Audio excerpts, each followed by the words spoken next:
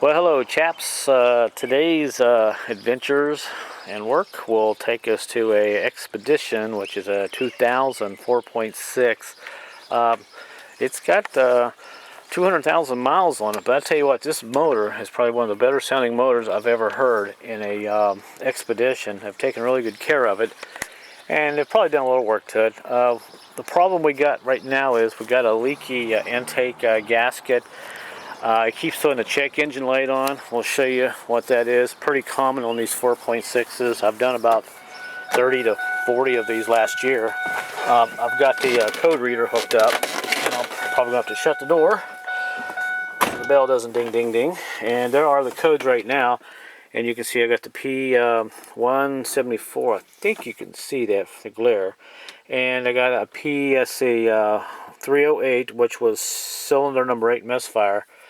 That happens a lot. Moisture likes to get around that cylinder. Seen that lots of times. And you got your you got the 174. You got the 174 and the 171. Those codes are a sign of a leaky intake gasket. You're either getting too much air into the system, or you're getting a little bit of moisture, which is fairly common. And it throws the those two codes, and it's bank 1 and bank 2. The only other thing right now that let me get out of this thing. Do it outside in the nice sunshine today. Hopefully the rain will hold off. The only other thing really is going on with it is I have an EGR problem. It keeps throwing the check engine light off the EGR, but I'm going to look at that a little bit later. But the main thing, well, like I said, was the intake. This intake is aluminum, which is a dang good thing, because a lot of these 4.6s, they have the plastic. Now, if you have a plastic intake, more than likely you're probably going to have to change your intake and get new gaskets with the intake. You can get those for about $150 if you look on eBay, brand new from dealers and so forth. I'm lucky on this one here because this has the aluminum intake, and I'm just probably going to need gaskets. The aluminum intakes, I usually don't see many issues with those. They don't crack like the cheap plastic intakes that they stick on there. Walk over here and I'll show you the gaskets. Here are the new intake gaskets. Got these $20, I mean, on eBay. Some dealer, free shipping. But these have 3 gaskets. You have your left and right, and you have a center gasket that goes in the center of that intake. And these are the little rubber molded gaskets there. You see they're kind of raised. So that's what we're going to be doing today. Shouldn't be too involved. What I've started to do right now is draining the antifreeze. There's a plug down there. Probably can't see it, but if you can go on the ground, look up here, you can see the plug. There's a plug right there. I've got a hose on that so I can kind of help it drain into the tail there so it doesn't splash everywhere. And I'm kind of letting that drain right now. And once that drains, I can start disassembling some things on the intake. So what I'm going to do now is go ahead and unhook the battery. Go ahead and start unhooking some small things. And I'll come back here and tell you what I've done. And this job shouldn't take too long to do because everything is pretty easy to get to. Like I said, the only downside is I had to drain the antifreeze because you've got an intake port there for heater hose, I believe. And I believe there's an EGR tube right there that I'll have to disconnect. And everything else should be fairly simple, except for the fuel ejection rails and all that. And the plugs, I'll have to pull the coils off, which is I've done many times before in the past. So we're going to start ripping this thing apart here, and we'll see how she goes. Alright, I got some of the air cleaner stuff out of the way. Pretty easy to do. You got some, small pieces up there, and it looks like the only thing that I really had some problems with was getting this air cleaner up out of these holes here. I finally got it out of there. Boy, it was kind of difficult. I remember when you pull this air cleaner out, there is a wire going to your air temperature sensor. You got to unhook that. You got to kind of find it down here first. But I just pulled this air cleaner out first, this piece here out, and found it. But if you can get your hand in there, don't forget to unhook that, because you might end up breaking your sensor on your piece of plastic. And now all I've got to do, my antifreeze, yeah, it's pretty much gone. It's pretty much drained. All I gotta do now is start unhooking some small stuff up here. I've got some hoses here. I got the throttle cable there, and I'll unhook the big hose.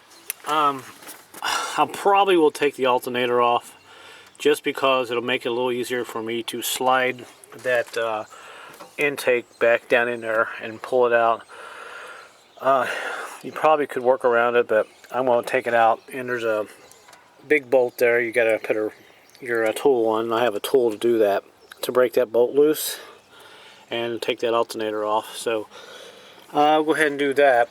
I'm just kind of filming here for a few seconds so I can go back and reference if I miss anything, because sometimes it's a lot easier to go back and look at your own videos when you're pulling stuff apart. I will have to take all the coils out, which are pretty easy to do. They're sitting down in there. But I'll just kind of unhook some of this stuff and lay it off to the side and take a few extra pictures so I'll have it. So there we go. Alright, we'll go ahead and start tearing this apart and see how far we can get down in here today before it gets too late. Well, I've got some of the brackets out of the way. There's a bracket there that was on this side of the engine for some of the vacuum lines and smog stuff. What I did was took a lot of this stuff off here and just laid it off to the side, especially this big piece right here that has all the vacuum lines and stuff on it. I just kind of unbolted it, and there's a particular line that runs over here to this side that hooks into a vacuum right here. I just kind of unhooked that and put the whole thing on this side. That way you don't have to worry about disconnecting lines and trying to figure out where a lot of stuff goes. So that looks like it's going to be pretty easy. What I've got to do now is, like I said, I've got a lot of little stuff. Just you know, do it the way you want. Make your own notes. What I'm going to do now is go ahead and get this hose out of the way. Since I can't break this loose here, I'm just going to pop these two bolts out there because they're part of the intake bolts anyway, and they have to come out. So I'll just deal with that later. Pop that off. Then there's my throttle spring. I got to remember how to put that back on. And your power steering, you can just kind of leave it hanging there. It's no big deal. Just take the bracket off and you'll have plenty of room. Now I do have to take this throttle body off next. 4 bolts, you can see them there, little 10 millimeters. I got to pop that off. And before you do that, make sure you can break loose these bolts over here on the EGR. I'm probably going, someone's replaced this. So I'm just going to go ahead and unscrew this big nut right there. If you can see that where my finger is. That nut right there. Let's go ahead and see if I can break that loose. And if I can, it'll make it a lot easier. I won't even have to bother with this EGR valve. I won't have to pop it off. But I'll go ahead and do that next, and I'll tell you how it works out. I got my throttle body piece off. Now the other issue that we had, I don't know if you remember the trouble code that came up, was the EGR valve. Well, the customer put a new EGR valve on and everything. It's right here, and there was nothing, I couldn't find anything wrong with it, and except they stripped one of the bolts and they put a extra bolt in there to kind of make it work. But it turns out, here's the problem was right here. 2 little passages there. One was completely plugged up. I cleaned that out, and it seems to be okay now. You couldn't even blow through that. So there was a lot of crap in there. So if you have an EGR light that's on, you might want to take this throttle body off and check it. And there's the port, and you might be able to actually see light in there now since I cleaned that out. But I didn't suspect that. I thought maybe the EGR valve was actually bad. But there's 2 ports there. One is plugged off. The other one is supposed to have air passage coming through there. And you can see there's a little bit of gum in there, gunk and stuff, so it got plugged up. Doesn't take much. So I got that off. It was pretty easy to do. You got to get in there. It's kind of tight getting this out back in the back there. You got to take a little ratchet and a small socket, which is actually up here, to get these bolts out of this. I got a fairly new gasket, so I don't want to destroy that. I want to keep that. Take the throttle body off. These little bolts that come out of the throttle body. The 2 in the back are kind of tight, but you can get them. There's one of them, and I'm using a little 8 millimeter. Basically, on the back, you got to get in there, and once you break it loose, you can turn it loose with your hands. Alright, so that's all. I'm going to put that off to the side, put it in the back seat, and go ahead and start taking some more stuff off here. I think the next big thing will be the alternator, get that out of the way, and we'll start unbolting some stuff there and taking those coil packs off and work our way down. So if you do have EGR light that comes on, check this, make sure it's not plugged up. Alright, I am down now to basically the alternator and a couple of things here I've taken off. One quick note on these bolts up here that go on the thermostat housing. If yours don't feel like they want to break loose, take a hammer and tap them a little bit. That's what I had to do, and they broke loose. I was a little worried because I've seen a lot of these snap right off. Actually, you know, the right bolt I need is right here. This real long thing. Take your hammer and just kind of hit it a little bit. That's what I did there, and it broke loose. I was really worried about getting that off, but those came out. I just kind of pushed that water hose, the thermostat, what am I saying? The top radiator hose out of the way. I just left a piece on it because that seems to be frozen on there. The belt, it's pretty easy to do. Just get your breaker bar and stick down there, and basically you just turn this and slip that belt right off, no problem. And the alternator, 3 bolts, it came right out. 2 of the bolts are right there, and I tucked the little bracket up, the bolt on the top, and it's right off. And I didn't even have to hook the. I did not even have to unhook the wires out of the back of the alternator. I just kind of push it off to the side. That's one good thing about working on big vehicles. So now, all I have to do is go in here and start unhooking these coil packs, which are little tiny screws that hold them down. Pull them out of there and unhook all the wires on the fuel injectors. Do both sides. Then I can start taking these bolts out of the intake, which there's one there and there's a couple back down in there. But once you get the coil packs out, you can actually see the bolts a little bit better. So it's actually going a little bit better than I thought. I haven't broken any bolts or anything. And other than that, we'll just keep working here and see what we got. One thing I have not ever seen on the bottom of this intake, this has a wire down here. Some kind of a sensor on the bottom of it. Not sure what that's for, but it's all part of that intake that I'm going to replace the gaskets on. I do have to unhook the fuel lines, and they have disconnect clips back there, which is great. Once I get those disconnected, I can pull these fuel rails out with the intake. I don't have to worry about disconnecting I don't have to worry about disconnecting fuel lines and all that stuff. So alright, let me see what else we can do here. Okay, now what I've done, I've gotten let's see, all the coils out. They're actually sitting here. Pretty easy to take out. The bolts, you gotta kind of get those out. There they are. They're just little tiny things, and I think what I'm using on that is a 7mm, little tiny socket. I unhooked all my wires for the get the light for the fuel injectors. Just pushed them off to the side. You can see they're just kind of laying all over there to the right, and on this side they're just kind of laying off to the left. And I disconnected that fuel line I was showing you there a few minutes ago in the back. These lines down here. They are disconnected. They're off to the side.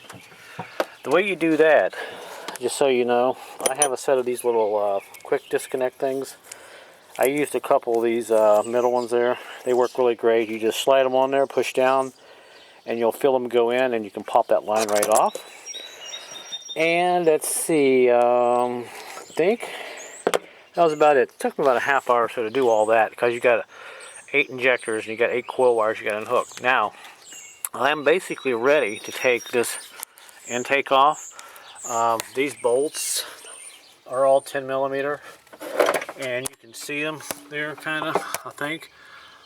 There's 2 in the back that are going to be a real bitch to get to, so I want to do those first.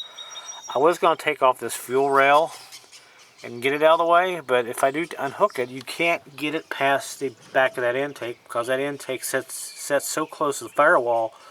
I have no way to slide the this fuel line rail out. So I am going to have to probably work around it.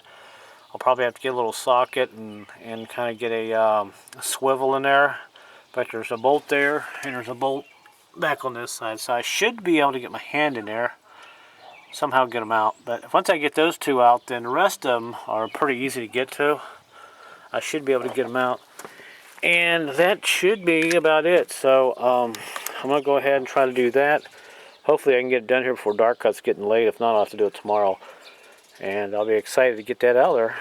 So that's about all I can tell you right now. That's pretty much what I've done so far to get to this stage. And let's see. I think that's about it. All right, I'll go ahead and see if I can get some of these bolts out, and I'll come back here and we'll take a look at this. All right, good news, everybody. I got my intake ready to come out just in the nick of time, because it is getting dark out here. So I am lucky. It took me about three hours or so to get this out.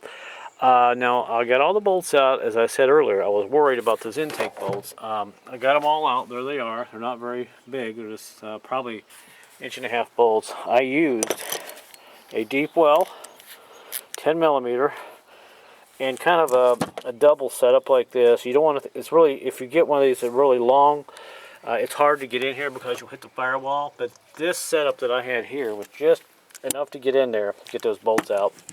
And I got every one of them out. I'll have to shine my light since it's getting dark. And the intake is ready to come out. So you can go ahead and watch me pull this out. And let's see, I don't think there was anything else here that was really of significance I need to tell you. I was worried about those intake bolts, but when you take these intake bolts out, basically the sockets go straight down like that between the fuel rail, like that, to take those bolts out. I was worried that fuel rail was going to be in the way. Now, grant you, the two bolts in the back are tight. If you can get your hands back in there, you can get those bolts out. And also, to make it a little easier, I used my little pipe to give myself a little leverage on that ratchet. That way you can have a controlled brake, brake free. You don't want to, push real hard on it and just let it wrench go flying.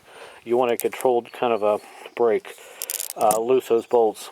So that's the only thing really I think I can tell you that would be any significance. So let me go ahead and set the camera down, and we'll watch me take this out of here real quick.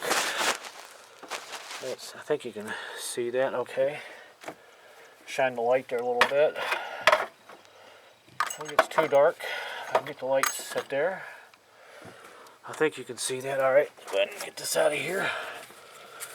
It's pretty heavy.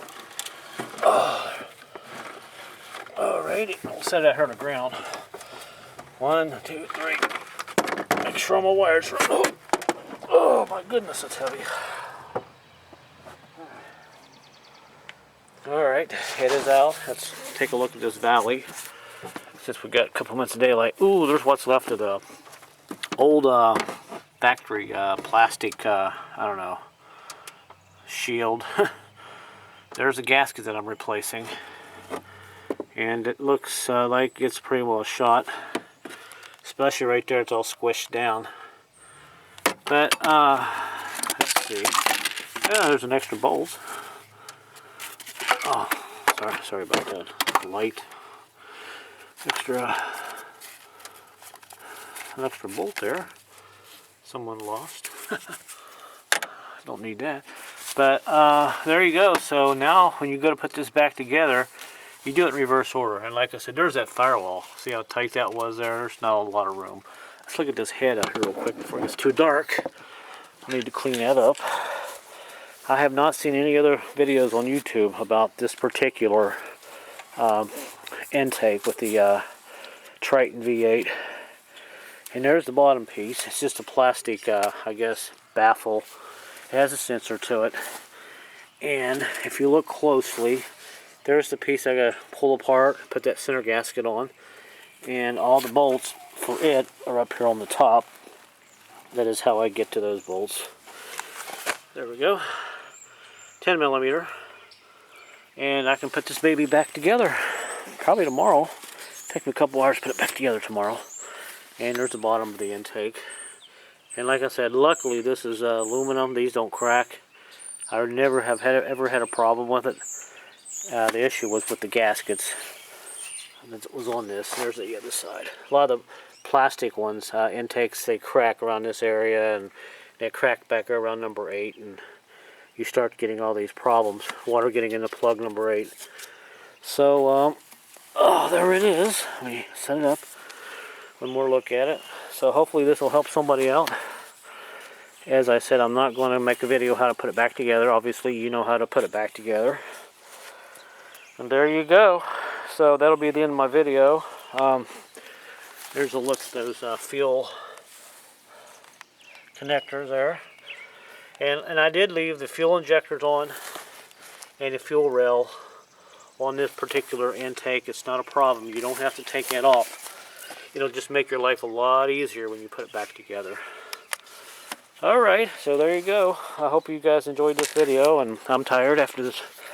Worked on one engine last night and rebuilt it, and I did this today, so I need to take a break tonight. So I'll get this back together tomorrow. Maybe I'll give you guys an update with another video how it turned out after I get it back together. I have to clean that up, and they're a little dirty.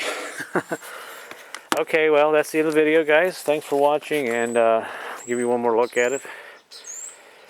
And take care. If you have any questions, I certainly will try to answer them. Do my best anyway. Later.